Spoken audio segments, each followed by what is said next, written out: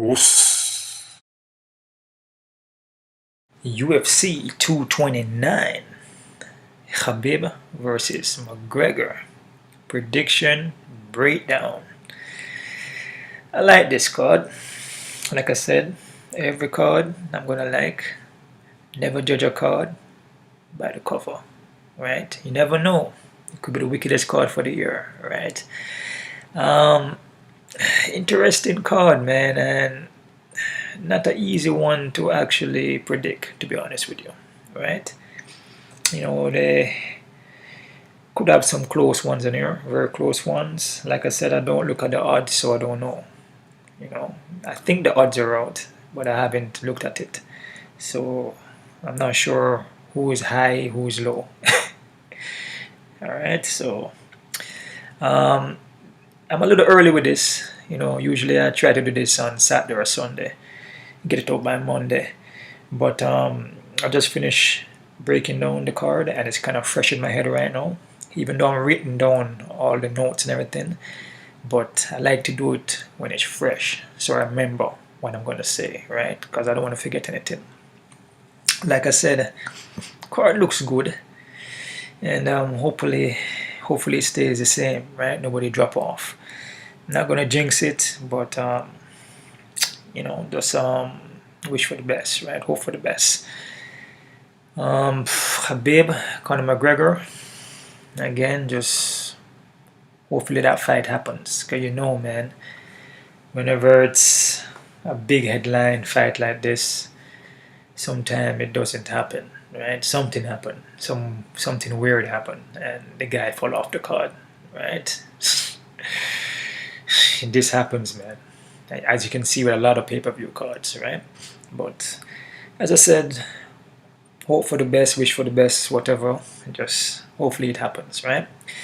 As for right now, I've checked everything out, and everything looks pretty much up to date, and nobody dropped off the card yet, so that's a good thing.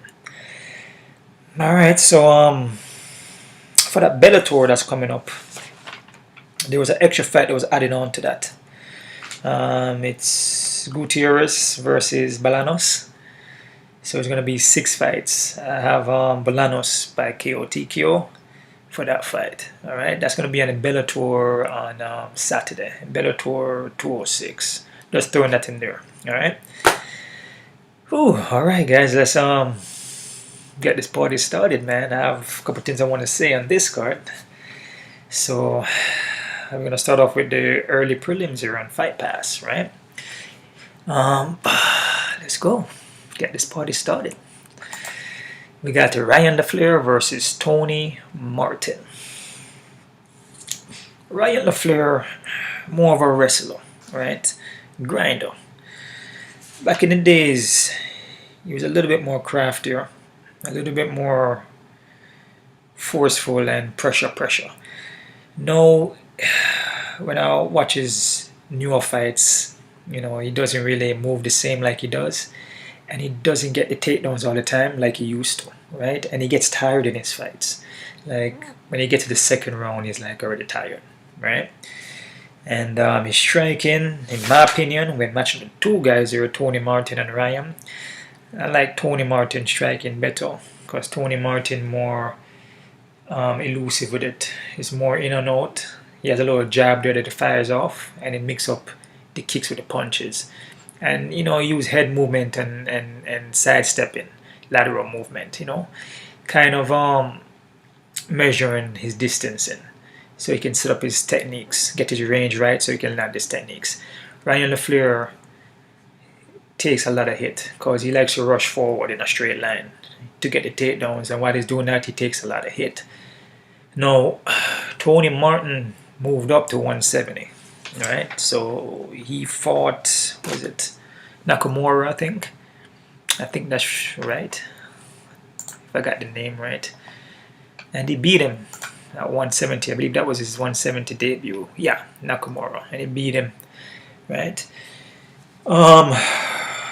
Obviously, by looking at the two guys, Ryan LaFleur, looks like a more bigger guy physically, muscles and mass, right? He looks like the bigger dude in there, and he most likely going to be the bigger guy in there.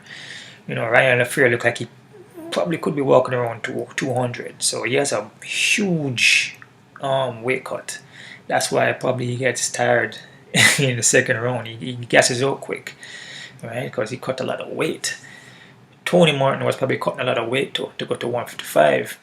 Now Tony Martin at 170, he looks completely different. His endurance look good. His striking, his movement, everything about him looks good. His defense, his ground game, which is always good.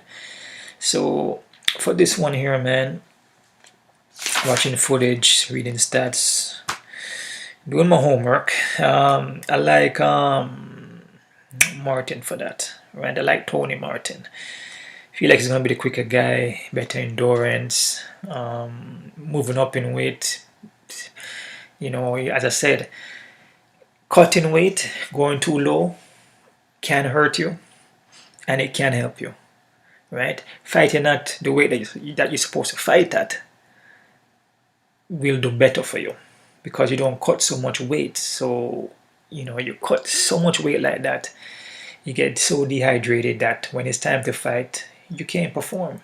You know, you're spending all your time trying to cut weight and you're not working the techniques, right? So now when you're fighting at your weight that you're supposed to be at, you focus more on techniques and, you know, your mind is relaxed, not too much stress on the body, and you go in there and you perform better, right? Yeah, Ryan LaFleur look a bigger guy in there, but, you know, in my opinion, he's going to gas out quick in this fight. Tony Martin going to take over, in my opinion, right? So, as I said, Tony Martin by decision. Next fight up here, guys. We got Gray Maynard versus Nick Lentz. Damn, Gray Maynard still in there. Whoa. Gray Maynard, a veteran boy. Been in there for a minute. Long time, veteran, man. Wrestling background. Grinder. Majority of his fights won by decision. He just takes you down and pound on you. As you can see, his record just hasn't been looking good. You know, he's more like the old school dude. And like he made his career in UFC, basically. Ultimate Fighter 5 finale. That's way back then, man. This is a tough one to call, man, because again, you're dealing with, you know, a guy that's, in my opinion, he's faded. You know, he's not the same anymore. You know, not the same fighter like he was back then. Good wrestling base, and you know he will take you down, but how long can he do that for? Right? So it's his opponent here, Nick Lentz. Nick Lentz, from his last performance, he don't look bad, man. I mean, he looks pretty good in his last performance, even though he lost. But you know, he was fighting a kickboxer guy. David Tumor, man. I mean, that guy's pretty good striker, man, and his ground defense is not bad. And Lentz was hanging in there, you know, and Lentz got some crazy guillotine choke. If he locked it on you, it's over. You know, and he usually gets it if you try to take him down. It's a tough one to call, man. And this fight can go anywhere, to be honest with you. But I just like Lentz a little better. I just feel like he's still in there. And he's still adorable, you know, and he just have more tools in the toolbox, man. You know, he can submit you, he can knock you out, you know, he can even wrestle you down too. He has a wrestling background, you know. Gray Maynard just relies on wrestling.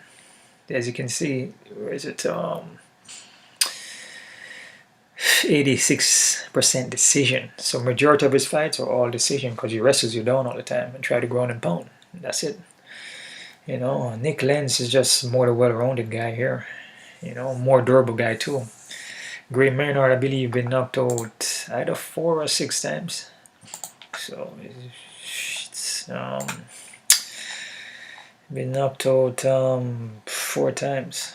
All right. So, I mean, as I said, your chin is not meant to get hit. Your face is not meant to get hit. And the more you get knocked out, it does damage to you. It does serious damage to you, man, and majority of the time you won't be the same anymore. You know, it doesn't take much to knock you out again. Once you get knocked out a couple of times, especially 4 or 5 times, whew, just slight touch, you can go down. And Nick Lentz goes in there and swings. So I can see Nick Lenz winning this fight either way, submission or knockout. I like Nick Lenz for this one, but again, this is a tough one to call because both guys are veterans. I mean, Nick Lenz been in the game for a long time too.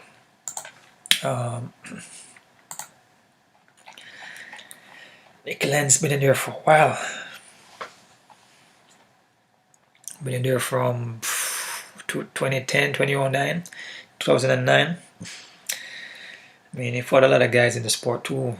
Mark Bocek. Oh man, wow. Remember when actually rolled with Mark Bocek a long time ago. He used to train at American Top Team. Like I mentioned to you guys, I used to train at American Top Team. So a lot of these guys I was rolling with. Mark Bocek was one of them. He got good ground game though. Good Brazilian Jiu-Jitsu. I believe it was a Brazilian Jiu-Jitsu black belt, if I'm not wrong. Yeah, black belt Brazilian Jiu-Jitsu. He was good on the ground. Yeah, man, I like Nick Lenz, man. More durable guy, more well-rounded. You know, I mean, Gray Maynard can go in and just take him down, and win the fight, but endurance, man. And Nick Lenz, much of it too. I feel Nick Lenz got the more endurance. I can see Gray Maynard gassing because he gasses in his fights, especially if you're just going to go for takedowns consistently. You can gas yourself out like that. Eventually, when you hit those later rounds and you can't get takedowns, you're screwed. And Nick Lenz is going to throw some lead on him. You know, throw some heavy shots on him, man. So I'm going to go with Nick Lenz, man. And like I said, Nick Lenz by KO. All right. Let's keep going. We got Scott Holzman versus Alan Patrick. Scott Holzman, not much to say about him, really. You go for takedowns, I mean, ground and pound, but he gasses, man. He gasses quick too. And then when he gasses, he gets taken down. So that's not a good thing. You know what I mean? That's not a good thing at all if he gets him taken down. So, and against his opponent here, he's known for taking down. He's elusive with it. Alan Patrick is elusive. He's athletic as hell, and he grinds. He grinds. Scott Holzman has submissions too, but I don't feel like you can catch Alan Patrick with it. But again, anything is possible. You know, Alan Patrick, you know, has a better ground game here. Striking wise, he's athletic, but not the best striker at all. Scott Holzman kind of swings his hand well, you know, overhands. You know, if he connect, he could knock out Alan Patrick because he's been knocked out one time in the UFC, I believe. He got caught. I think he got caught with a head kick or something like that. Yeah, TKO head kick and punches. Again, this card is a tough card, guys, to be honest with you. Pay-per-view card, so be careful with this one. Could be risky. Be very careful. Like I mentioned, pay-per-view cards are very risky, in my opinion. Like again, these fights can go anywhere, to be honest with you, man. Nothing guaranteed. But if I had to make a pick here, the more grindy, crafty, better grown game, Holzman usually end up on his back. Patrick is just athletic as hell. I have to go with Patrick. Patrick gasses out too, man. So that's the next thing to look at. If he started gassing out, then Scott can come back and pull off the win. So look out for that. Could be upset. Like I said, a lot of these fights can be upsets. Very close. I don't know what the odds look like, but by doing my homework, watching videos, these fights can be very, very close. Some serious upsets. I'm going to go with Patrick. And I'm going to say Patrick by a decision, guys. Alright? Just a grinding, pressure, takedown fight. Okay? Next fight up here. We got Lena Landsberg versus Yana Kunitskaya. Hell of a last name. Went back and forth on this fight, man, to be honest with you.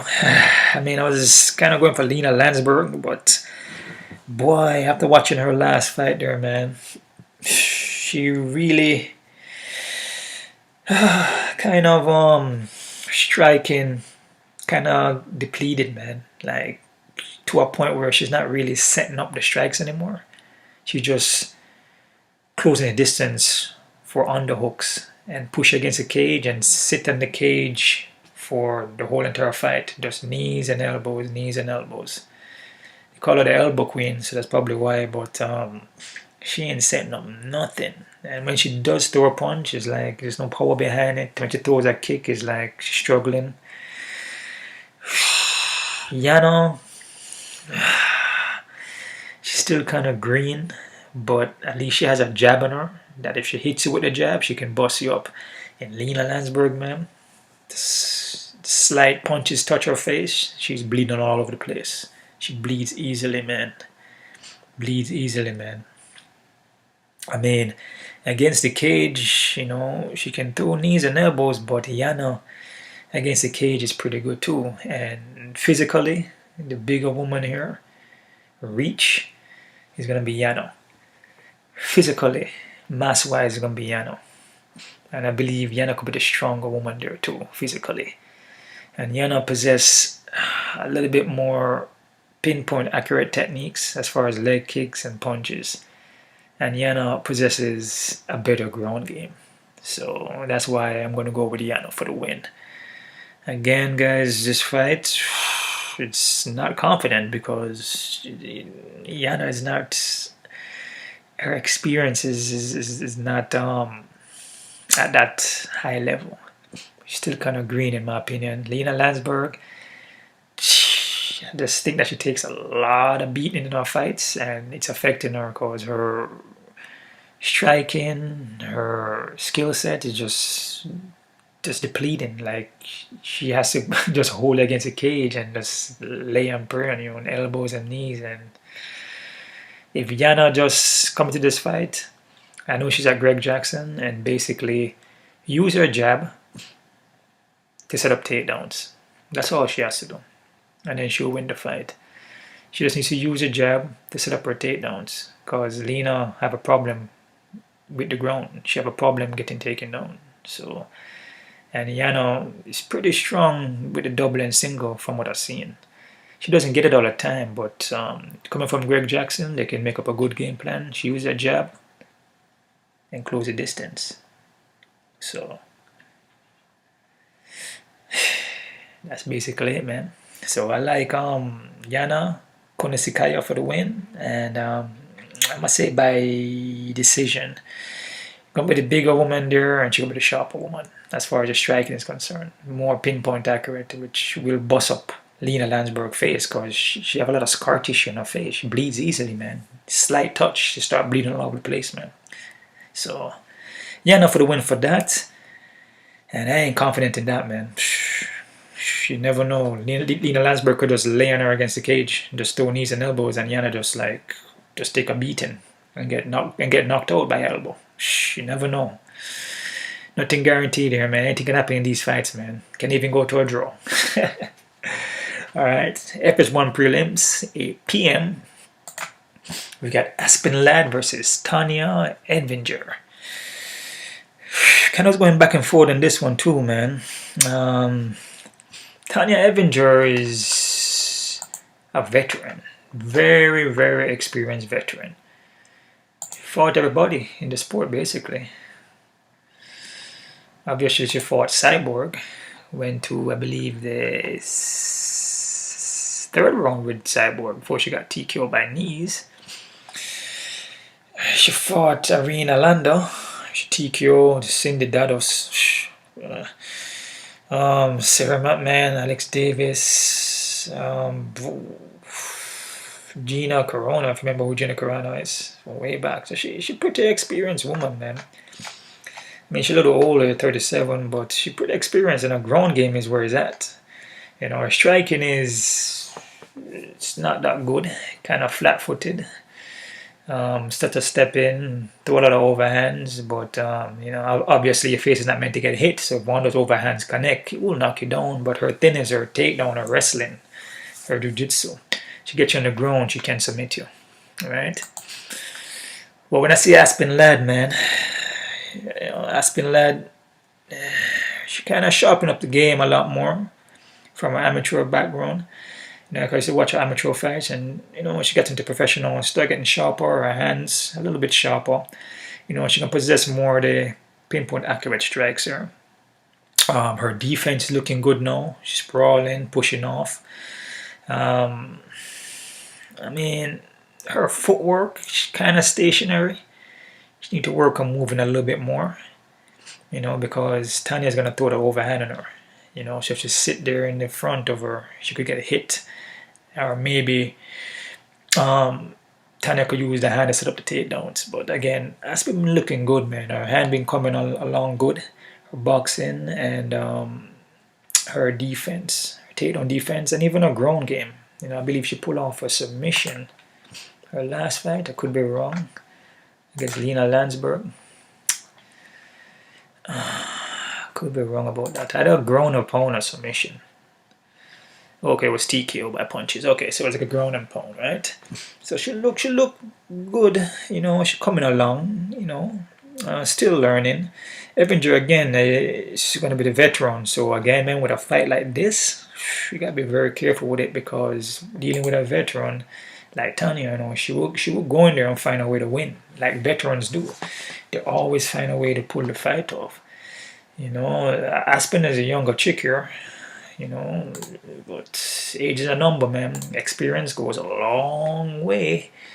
You know, the things that Tanya have been through, Aspen have even seen that before, or been through it, obviously. So this fight is be careful with this one. And this one, I'm not confident in it, to be honest with you, because Tanya, you know, she's a grinder and she's sneaky. Not the most technical on the foot at all. But she'll find a way to find a submission, or find a way to pull it off. So, but I like Aspen Ladd though, and I must say Aspen Ladd by a decision. All right, let's keep going, guys. We got Vincent Leque versus Jalin Turner. Man, this is a big step up for Jalin, boy. He was in the Contender Series, but I don't think he got the contract. So it's like one of these fights, like what they did for Holland. Like they bring you in there and just throw you in there. They just throw you in there with the sharks, man, and hopefully you can swim.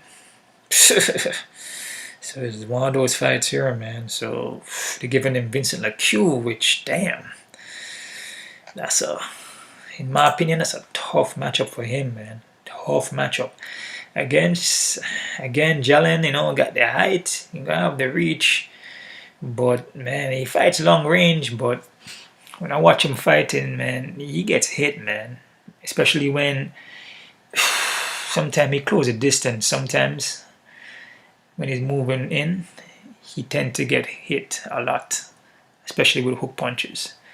All right, when he closes distance to come to move forward in. I don't know, man. This is they're throwing this guy to the sharks, man. In my opinion, again, anything is possible in this game, man. I mean, you never know.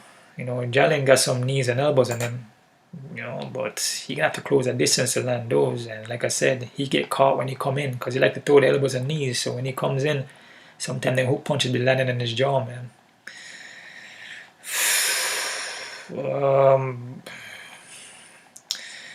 The more experienced guy here, man, is gonna be Vincent Leque, man. Way more experience, you know. And Vincent's been on a roll.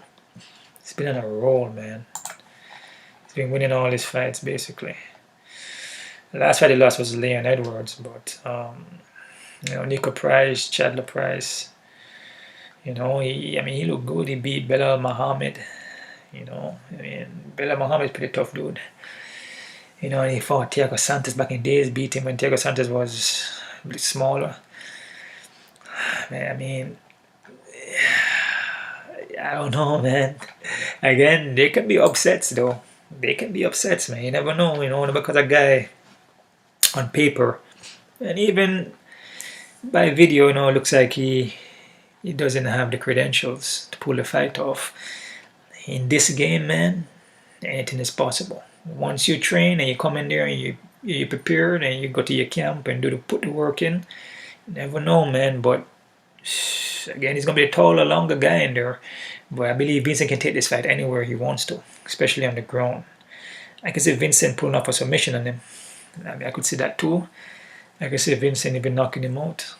So it's either one or the two, man. You know, he knock him down, submit him, or just ground and pound him. But I must say, Vincent Leque by KO TKO, man. Jalen, like I said, he fight long range, and he's not bad, man. But man, he's open. He's open for those hits, man. He's open, man. He's open to get knocked out, in my opinion. In my opinion. So, Vincent Leque for the win. And I must say by KO TKO. Alright, let's keep going, guys. Sergio Pettis versus Jussier Formiga. Jussier is back. Back in the house, man. Sergio Pettis, man. Sergio Pettis. It's something about Sergio Pettis that, you know, worries me a little bit. Is that he can strike, but sometimes his striking, you know, it's not finishing the fight. It's not knocking out his opponents. Then it's more like peppering, and you know, like I said, you see here a lot of decision wins. And, you know, like the Joseph Benavidez fight was split. In my opinion, I think Joseph Benavidez won that fight. In my opinion, but you know, when he's fighting these Brazilian Jiu-Jitsu guys and he can one-hitter quitter knock them out, it's risky for him to go all 3 rounds, because then, you know, he can get worn out. You know, the longer the rounds goes and you can't finish your opponent with your striking, then Jussier Formiga, black belt Brazilian Jiu-Jitsu, nasty on the ground, and it looked like his striking is picking up. You know, he's getting better with his striking. He's throwing like an orthodox technique, spinning back fist, which he knocked out. Was it the dude name again? Knocked out Ben Nguyen. Spinning back fist knocked him down, and then he submitted him. He's just Sergio Pettis is like, he's good, but he needs to be finishing these guys. You know, especially the Brazilian Jiu-Jitsu wrestler guys. He needs to be finishing them, because the more time he stays in there and play around with them, it's risky for him, man. This is a risky fight. Yeah, Sergio Pettis. See, I could say you're gonna knock out Jussier, but I don't really see that happening. I can see Jussier Formiga probably more knocking him down. Because Jussier Formiga is just, you know, his striking is getting better, and he's knocking guys down with that back fist and everything like that. You know, I can see Jussier Formiga submitting Sergio Pettis though. That's the thing. It's like Pettis is more a decision kind of vibe. But man, to go all those rounds and you're trying to get a decision against a guy that's gonna look to grind on you, tough to call, man. And like I say, his last fight, I mean, that fight, you know, I just felt that that Benavidez got that fight, man. The split should have went to him, in my opinion. Again, anything is possible, but for this one, man, I just like Jussier Formiga, man. I don't see Sergio Pettis hurting him. That's just it. But I do see Jussier Formiga closing distance and grinding on him and taking him down and ground and pounding and possibly pull off a submission on him. Jussier Formiga is well experienced too, man. He's been around, man. He's fought a lot of guys in the sport. He's been around. He's been around in the game, man. You know, he's been around, man. So I'm gonna go Jussier Formiga, man. And I'm gonna say Jussier Formiga by a submission. Alright. Let's keep going, guys.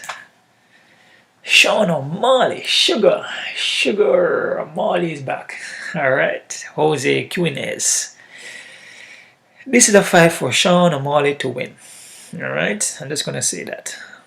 They love Sean O'Malley, right? Remember, they're still trying to work on him. Give him fights that he can win, obviously. This is one of the fights. Jose striking, when matching the two, Sean O'Malley gonna have the better striking, the more fluent in and out motion, the jab, using the punches instead of the kicks, the elusive movements, spinning heel kick, spinning back kick, just just the graceness, the flowness of his technique. Sean O'Malley gonna have that. Jose striking is more, he bites down, kind of flat-footed, wing punches, and he takes a lot of hit. I mean, if he's fighting here, Tashihari, is it? Ishiari, and Ishiari is hitting him. I mean, Sean O'Malley gonna hit him easily. Sean O'Malley gonna have the reach and the height too. Jose wrestle, he can take him down, but his takedowns are not elusive like that. He's not grinding with it. He doesn't push consistently. He doesn't grind consistently. I mean, from what I've seen. And Sean O'Malley, like I said, his weakness is his ground. And if you ever fight a good Brazilian Jiu-Jitsu, a good wrestler with some decent striking, you will have problem. But I don't see Jose giving him that problem for this fight, right? I see Sean O'Malley pulling off the win. Gonna be the more elusive guy out there, the movement, the more technical dude, man.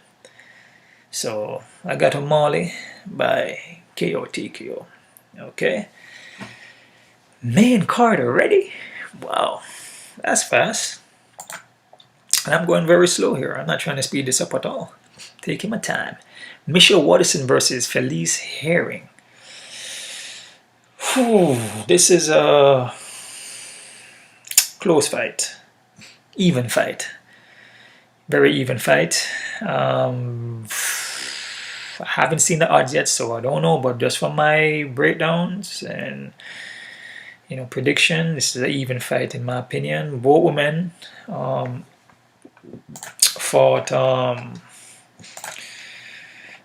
What's that chick name again? Hard to remember these fighters' names. Martial artists, women and men. Courtney Casey. And they both actually beat Courtney Casey by split, which in my opinion, I felt like Courtney Casey beat the both of them, which is funny, right? By a split. But Courtney Casey lost to the both of them. And tough fight to call is even, but just from their performance, from their last fight, Felice Herring, her striking, man, she has kickboxing or something like that, but man, her distancing is always off. So her distancing is off, so her range is off. So when she throws her techniques, they seem to be missing all the time. In every fight she does that. And she throws a lot of overhands with a lot of power and burn herself out. She has a ground game and she will go for takedown, and she seems to use a lot of power instead of technique. So you can transition on her, right? You can scramble on her because she uses so much power that you can flip her over, even if she's on top position. She used too much strength with everything, So Michelle Waterson, her last fight, she was using a jab. She wasn't looking bad against Courtney Casey, and she was landing some washi-garis to the leg, moving around using footwork. She looked pretty decent in there, using head movement, take her head off center line, and she was working her takedowns, working the ground. Michelle Waterson has a underrated ground game. A lot of people don't notice that as you can see, a majority of her fights are won by submission. Her striking, Taekwondo base, but she doesn't really have the boxing. She don't have the hands like that. But she can hit you with a jab though, and set up off the jab. But she's not a person that will go in there and then, slip and uppercut and hook and follow up with the punch, body. She doesn't strike with the hands like that. She's more of a kicker. But recently, I guess when you start fighting more top caliber fighters, you have to change up the game a little bit now because people will figure you out. So she really can't use what she used to use back in Victor. That kind of striking that she used to use. So now what she's doing, she's using the striking, set up the takedowns. which in this fight, that's what she needs to do. She was doing that in the Courtney Casey fight, and she looked decent in that fight, but again, she was getting hit though, right? So again, Felice Herring, her distancing is always off. So Michelle Waterson can stay on the outside, hit her with the jab, move around, just go for takedowns, use your jab, set up the takedowns, use her footwork, set up the jab for the takedowns. She coming to the Greg Jackson camp, and I believe that's going to be the game plan. And in my opinion, I think she should use that game plan. Don't try to burn herself out too much though, because in the Courtney Casey fight, coming into the second, third round, she was tired. Felice Herring got tired too in that fight. Like I said, this fight is like pretty much even. They kind of fight similar. The only thing that Michelle Waterson, in my opinion, has a better ground game, and when it's underground, Michelle Waterson has better scrambles, right? She's more technical with the ground, and when it comes to the striking, I say Michelle Waterson is more technical, just more pinpoint accurate. I just feel Michelle Waterson can hit her more precisely. Felice is going to swing a lot of punches and it's going to miss, right? So close fight, but I like Michelle Waterson, man. I can see she just taking her down, and possibly can submit her, in my opinion. Again, Felice Herring got better on the ground too. So I believe she's a purple belt Brazilian Jiu-Jitsu. So her ground game is not to sleep on. She can pull off submissions too. But again, on the ground, this Michelle Waterson's better scrambler.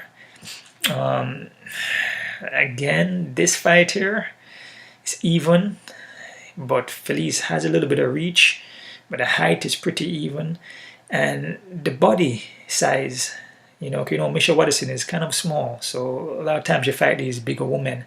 Felice is a little bit on the bigger side, but not much bigger, right? Courtney Casey was huge for the both of them. So this can be a little bit more of an even matchup for Michelle Waterson to win, and I feel she can pull it off. So I'm gonna go with Michelle Waterson by submission.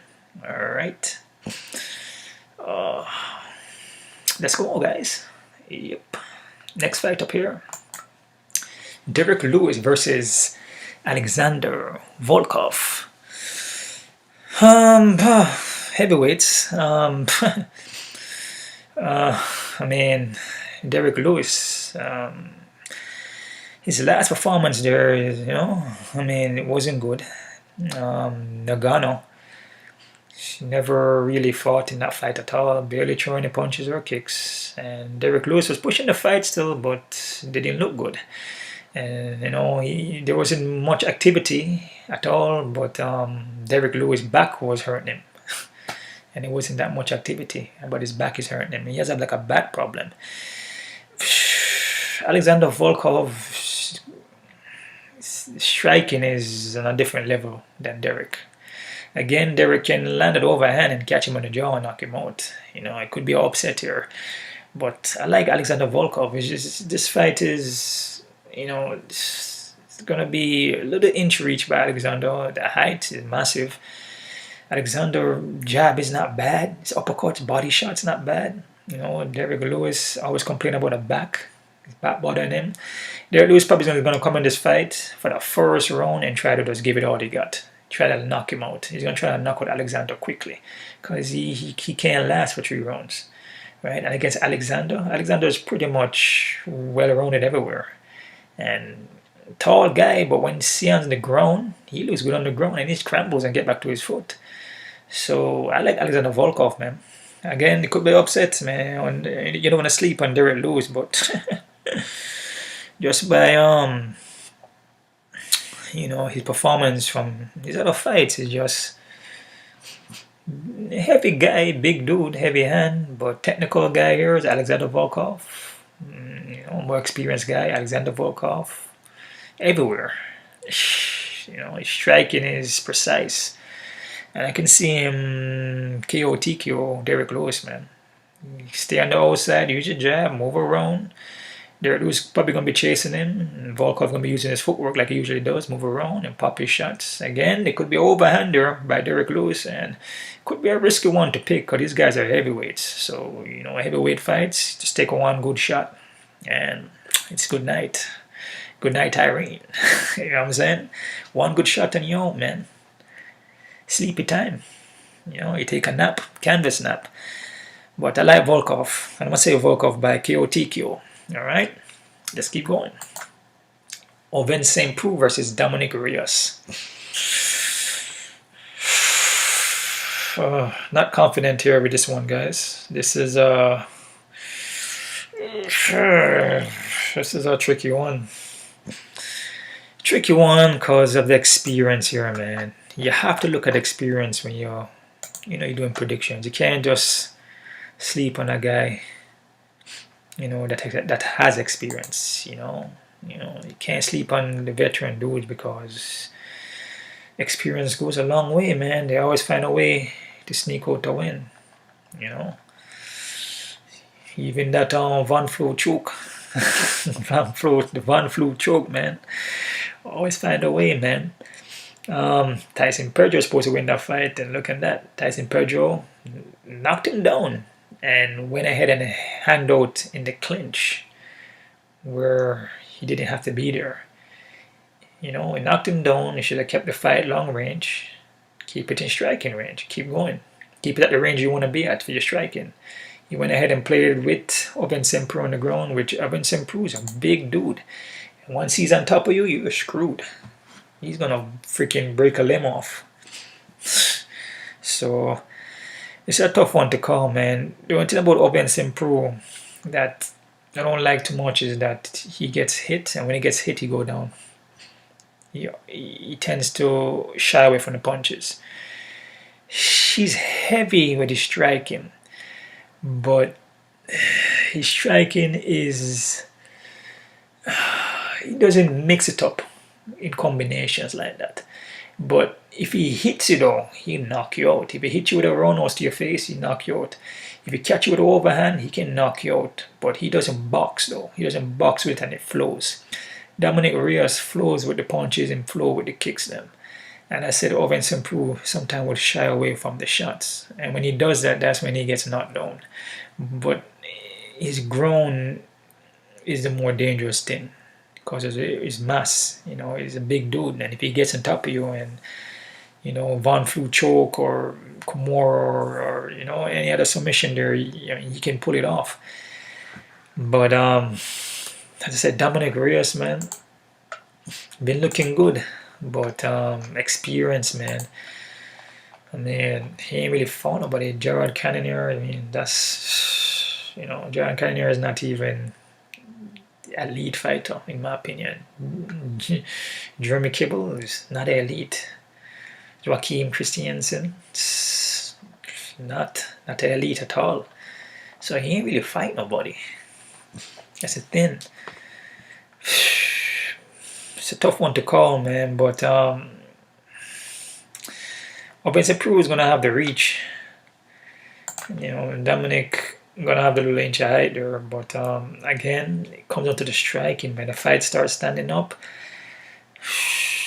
unless Ovince St. Preux shoot and double leg takedown, I could see that happening for a kind of game plan there, taking Dominic Reyes to the ground, but then he has to close the distance. While he's closing the distance, Dominic can hit him with some shots there.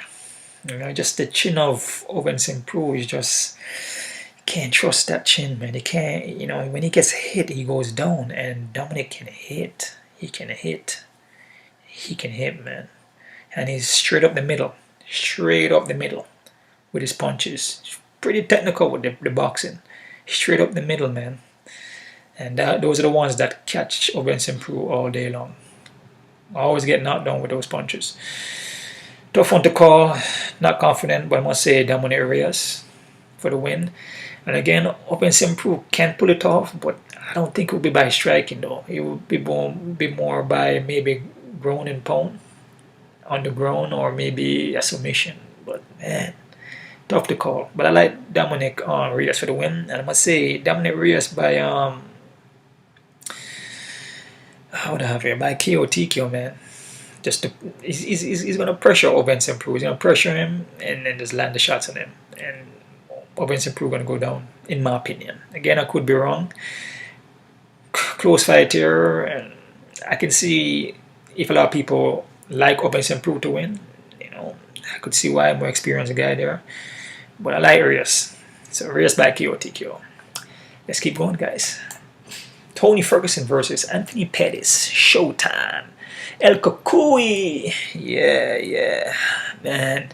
El Kukui is back. I've been checking out some of his footage of his workout. He looks healthy. He looks like he's back. You know, if you remember, he blew out his knee there and repaired it and came back. Or he's gonna come back. Hopefully, this fight happens though. Never know. But Tony Ferguson, man, Tony Ferguson comes to fight, man. Tony Ferguson got mad hot and a little bit of what they call crazy in him. You know, got a little bit of crazy in him, man, which is dangerous, right? He come to fight, man. He come to fight. He don't back down for nothing. Good ground game. His striking is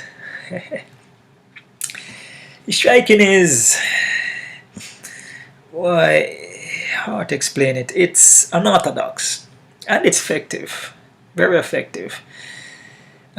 He does get hit though at times, but then he does move his head off that center line and he uses footwork.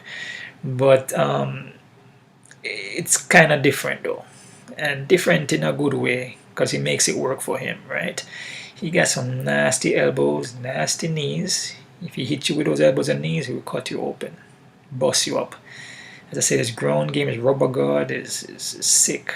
It's crazy, and he will pull off submissions on you.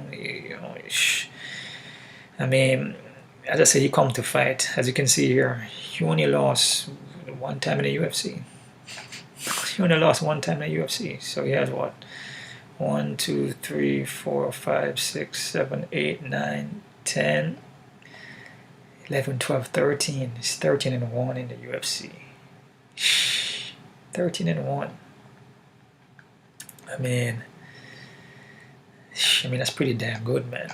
I mean, it's Tony. I mean, he beat guys like Rafa dos Anjos, Renato Vanato, Edson Barboza, who's known for striking, known for his kicking, his switch kicks. You know, he's known for that, for striking. But again, Edson Barboza had a problem with the ground. So, Josh Thompson, Gleason Tebow, Mike Rio, well, Michael Johnson beat him. Yves Edwards. His opponent here, Pettis, though. Boy,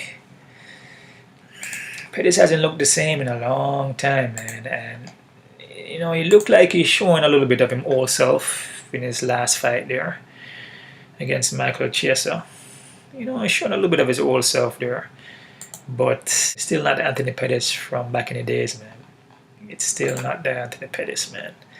You can see that some of the kicks and punches them are just not as sharp like it used to be. You know, some of the movement is just not as sharp, man. And you can see by the losses, you know, when he face the top caliber guys, and he loses to them now. You know, like Jim Miller, you know, Charles Oliveira, you know, it's so on and off that, you know, you just some days he will win and some days he will lose, you know.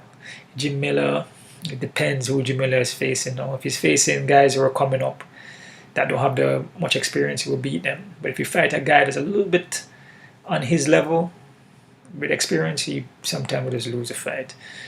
You know, like I said, Max Holloway, Edson Barboza, you know, he just loses to guys that are used to be champions or number 4, number 5, 6, 7, he loses to them. Right? So, I mean, as I said, he just hasn't been looking the same. I mean, that's just it. And against Tony Ferguson, Tony Ferguson is going to grind.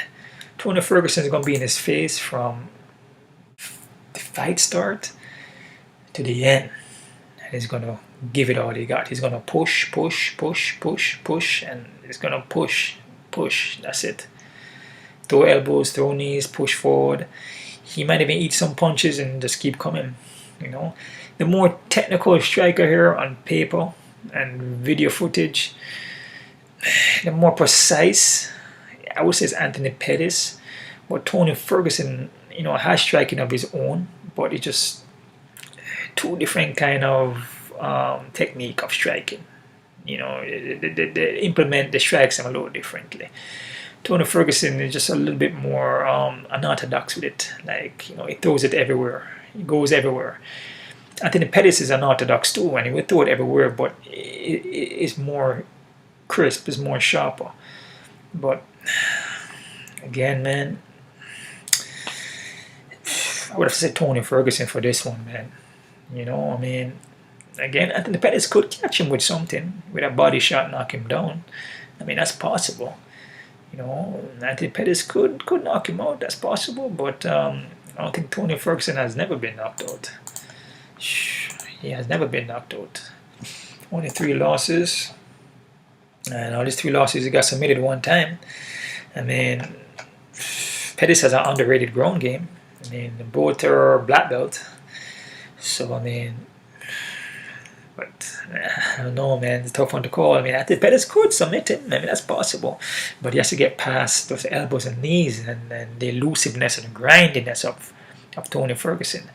And again, man, this fight can go anywhere. But damn, Anthony Pettis, he bleeds a lot, man. When he gets hit, he bleeds a lot now. He has a lot of scar tissue problems now. So, man, any elbow or knee from Tony is gonna bust him up. Gonna bust him up in this fight, man. And all that blood gonna play a huge factor. Blind his vision, slippery, hard to pull off a submission. Tony Ferguson gonna bring it. He's gonna bring it in this fight because he's been injured, and he was supposed to fight Khabib, and now they got McGregor fighting Khabib, and Tony Ferguson, he just want to prove himself that, hey, I'm here. I'm on the belt or whatever. I want to be the champion. I'm gonna push it. The guy here who's hungry to is Tony Ferguson. Anthony Pettis has been champion already, and again, he just hasn't been looking the same, man. That's just what it is. Again, I'm not here to disrespect any of these guys. I'm just going off of footages, videos, some personal stuff, and some stats reading, interviews. That's what I go off of. So I'm not here to say, oh, Anthony Pettis is not a good fighter, because he is a good martial artist. His brother's a good martial artist too. But it all depends on who they're matching up with. You know what I'm saying? I'm not going to just say, hey, Anthony Pettis is going to win because I want Anthony Pettis to win and I just like his taekwondo background. You can't do things like that. Because if you're going to place bets and picks or whatever you're doing with it, other people are going to listen to your videos and like, oh, I'm going to go with Anthony Pettis. And, it doesn't work out that way.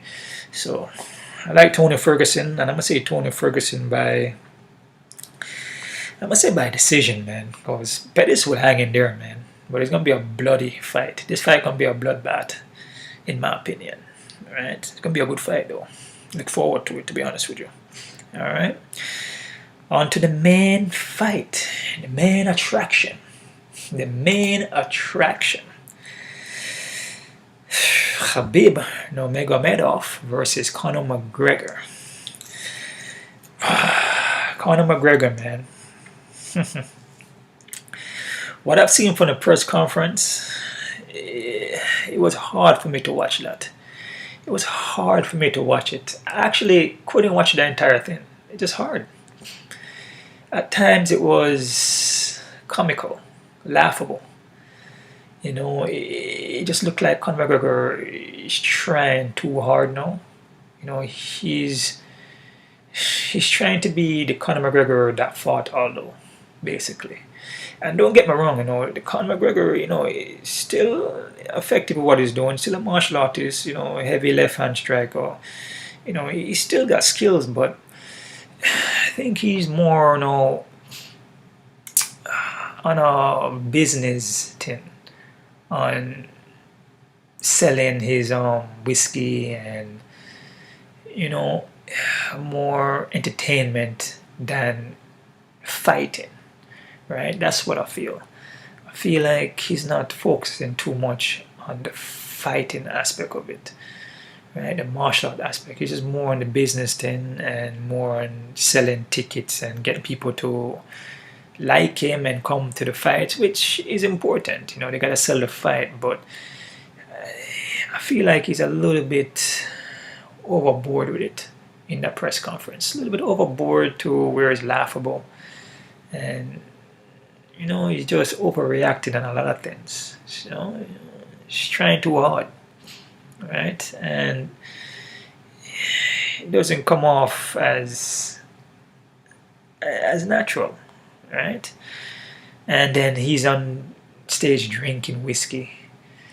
You do what you want to do, but you have a man across from you, Khabib, who is focused, not drinking, not just talking a bunch of trash that don't make any sense. Because a lot of stuff that Conor McGregor is talking about, a lot of it don't make no sense. It's like saying things that don't make any sense.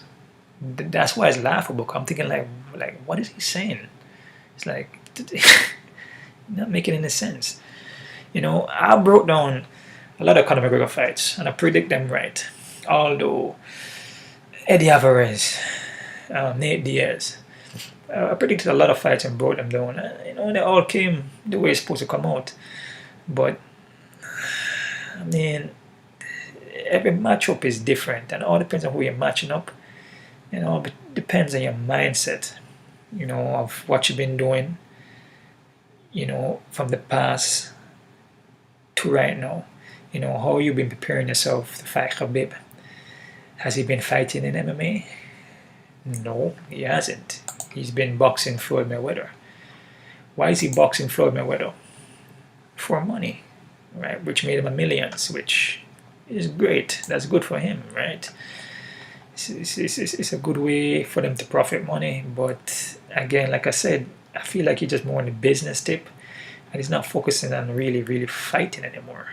Like his heart and his mind is not in the fighting, just on making money. Khabib is more in there for his legacy, right? So it's not on a money thing for Khabib, and that's gonna make a huge difference in this fight. That's where you're gonna see, who the winner gonna be. He hasn't fought in MMA he hasn't fought since 2016. He's been boxing with Floyd Mayweather, which, that fight was a mockery. I called it. Floyd Mayweather all day, easily. I made a breakdown a long time ago, before the fight even happened. Floyd Mayweather is going to win that fight, easily. And that's exactly what happened. Floyd Mayweather was just carrying him. Floyd Mayweather was just playing with him. He carried him the entire fight, man. It's a joke,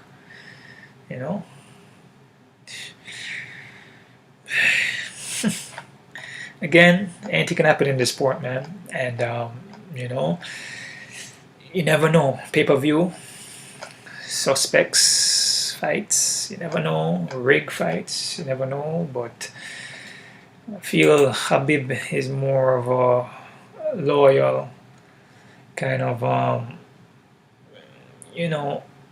positive dude, right?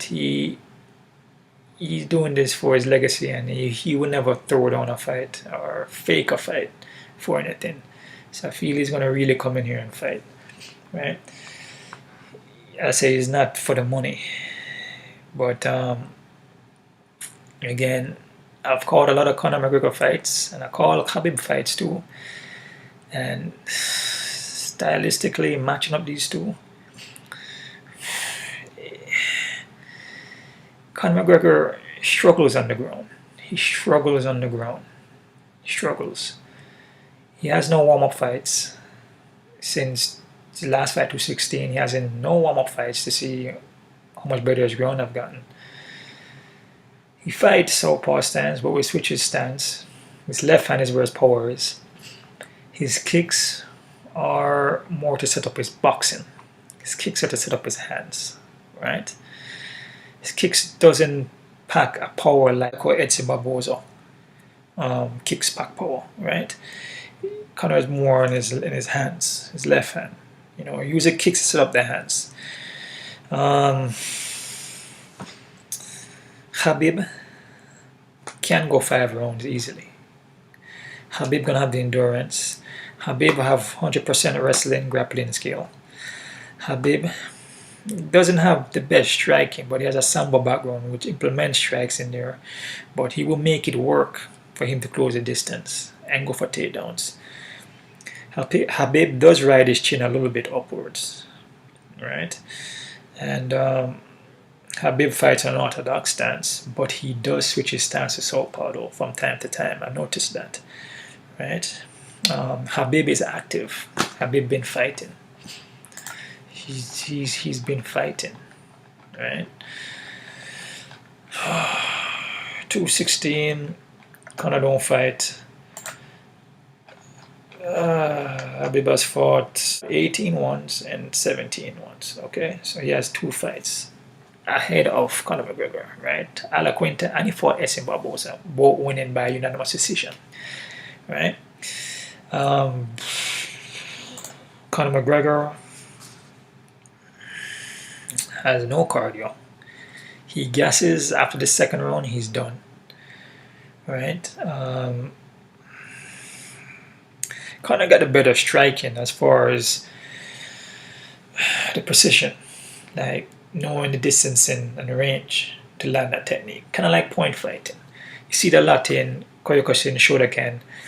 Point fighting, like in karate tournaments, right? You look for the opening. When the guy moves forward, you measure the distance and the range. You might take a little step to the left or right, or a little step back. Then you deliver the technique while your opponent is in motion, which is a counter shot, right? So he's precise, or he can come forward on the offense and set up the punches, right, and catch you. So he's good at that. I'm not gonna lie, he's good at that. That's it. I'm not here to disrespect any guys. I'm just giving you, my stats and what I see from the footages, the fights, right? Conor McGregor, he fights southpaw, right? But he will switch in and out. But he switch in and out just to fake you. Just to give you something to think about, to make you go, oh, he's switching. What is he doing? He might switch to maybe spinning back kick. He might switch to Mwashigeri. But his kicks are not. It has some power behind it, but it's nothing to finish you off, to knock you out with. Right? It's not like Edson Barboza kicks. Edson Barboza kicks will wreck you, will knock you out, knock you down, KO. Right? Conor don't have that. Conor's going to rely on his left hand. That's what he's relying on, right? He's going to use a jab, set up the left, or he will counter you with the left. Or he will use his footwork, measure distance and range, and like I said, and try to counter you, right? Conor McGregor hasn't been active in over 2 years.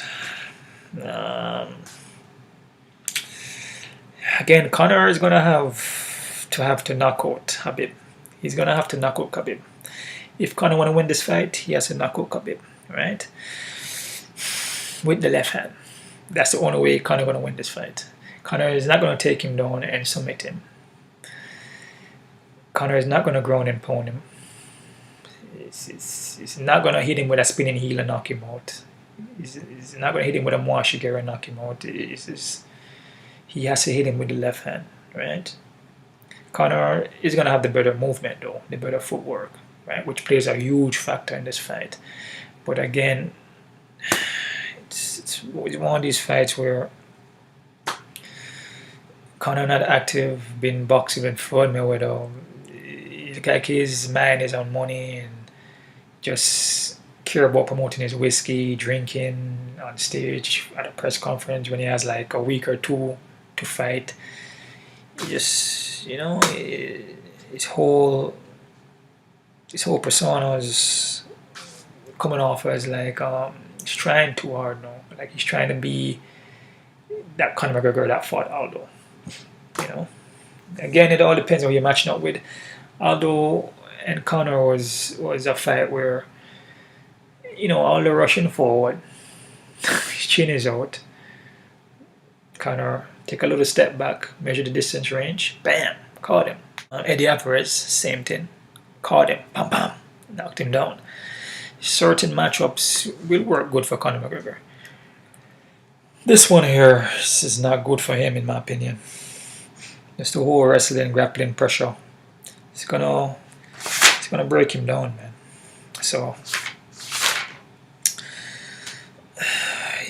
Conor McGregor is gonna have to knock him out if he wants to win. he can't take him to the distance. If you take him to the distance, that means Khabib is going to win the distance. He can outstrike Khabib, but then again, once the distance is close, he can get taken down. That's basically it, guys. I mean, I don't really have anything else to really say about the fight. It's not hard to break down or predict, but there's still a little bit of you know, you have to still be aware of Conor McGregor power still. 86%. It's still there. That left hand, your chin, your jaw not meant to get hit. If he does connect with that, he could knock out Khabib, man. It's possible. He could. He could catch him coming in, like point fighting, like I mentioned. He could catch him coming in, man. But he's gonna have to do it first or second round. If he doesn't finish him in first and second, Conor is done. That's basically it. Khabib is gonna grind him out. Third, fourth, fifth. In any one of those rounds, third, fourth, fifth, it could be a submission. So that's what I have. If Conor don't finish him in first, second, which that's where his power is the strongest, and is more precise, more he has more energy then. He more confidence in the first and second. Not so tired, has his endurance. He can do something then. If he doesn't do it, Khabib is gonna clean him up, gonna wipe him up, man. So I have Khabib for the win, man. Khabib Nurmagomedov for the win for that, guys. And I must say, later round finish, man. Anywhere from the third to fifth round, I see Khabib submitting him. He's going to ground and pound him out, take him down, ground and pound him, wear him out while talking to him, beat him up, and submit him. Or he could just KO TKO him. That's basically it. Just ground and pound him out until referees stop it, in my opinion. Again, guys, this card here, it's a risky one, man, to be honest with you. And it can go anywhere, man. It can go either way, man. To tell you the truth, man. Because even, as I said, the Khabib and Conor fight, man, there's just that moment of time, from point A to point B, slight inches precision in striking, distancing and range between Conor and Khabib. Just a slight inch away. Conor could land that left. It's possible. It's there. You can hit. That's what I'm saying. It's a risky fight, risky one to call. But I'm gonna go with Nurmagomedov for the win. And I said anywhere from 3, 4, 5 rounds, beat up, ground and pound, and then anywhere from the third and fifth, Khabib most likely will get a submission or just ground and pound out, KO TKO. All right, so that's my prediction, guys, and my breakdowns. Not an easy card, man, to predict, man. To be honest with you, not an easy one to predict, man. Gonna be a lot of upsets in here. I can tell you that now. Gonna be a lot of upsets. Let's take a look on the odds, man. First time looking at the odds, if the odds are even up. Oh yeah, it is up. Wow, first time looking at it, guys. Lafleur. Martin is the underdog. Ooh, so I got one underdog there. One underdog. I usually pick all favorites though. What's up with that? Lens is the favorite. Okay, Patrick is the favorite. Kenutsu Kaka? I don't pronounce that right. Wrong, yo. Kenutsu Sakaya is the favorite. Lad is a favorite. The Q and Turner are not up yet. For Mega is an underdog. Wow.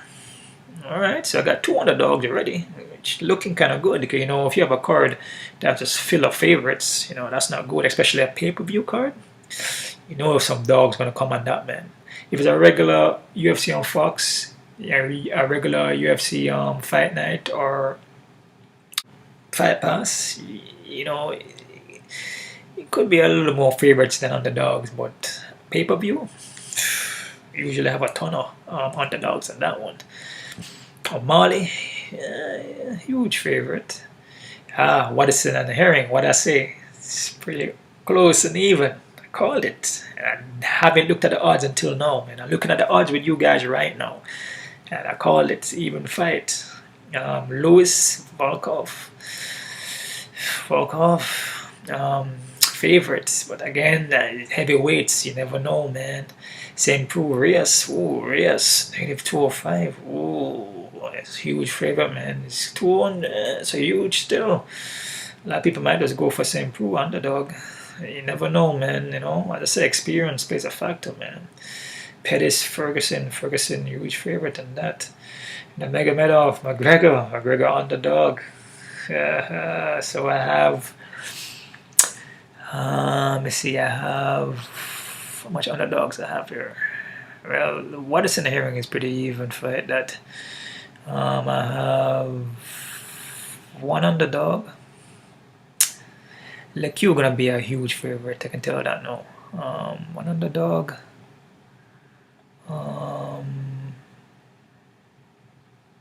Two. So I got two underdogs in this card so far, and a close fight even here. Yeah, there's two underdogs. Could be more underdogs here, guys, but again, man, nothing guaranteed. So you never know in this game, man. These fights can go anywhere, right? Anywhere. Tough sport to get into as far as fighting, and it's a tough sport to go and place picks on. You know, some cards are better than some, I agree, right? But some cards are a little bit tougher, man, and can't go anywhere. Also remember, you see how the odds them here are looking. You know, people say underdogs, favorites. Remember, a favorite can be an underdog. Remember that. And an underdog can be a favorite. Remember that. We got a couple more days for this card, you know, to start. You know, a lot of these odds will change. It will change. So, as I said, I have two underdogs in this right now, but you never know, it will change, man. So, it is what it is. Leave your picks down below, because a lot of guys come to me and say, hey, man, a lot of guys leave their picks down below in your comments. I go back and look at it. It really helped me out, you know, help you out in a way of, you know, you can decide if you really want to go with this guy or that guy, or maybe you might see something differently, you know, and you might change it. You know, it all depends. But leave your picks down below, you know, explain why you have that guy winning, why you have that guy losing. And, you know, we're just here to share ideas, man, and work together. You know, it's not about, you know, oh, I'm better than you, or, you know, I've got better predictions. You know, because at the end of the day, these fights can go anywhere, man. And the percentage of the fights them are usually up in the 60, 70, 80% range. Not even 80, it's 60, 70. So these fights can go anywhere, man. You know, so it is what it is. Just have a good time with it and play safe. And yeah, man, if you guys want to ask me anything, just leave a comment down below and I'll get back to you as fast as I can, or whenever I can get back to you. Alright? So you guys keep on kicking, man. Os.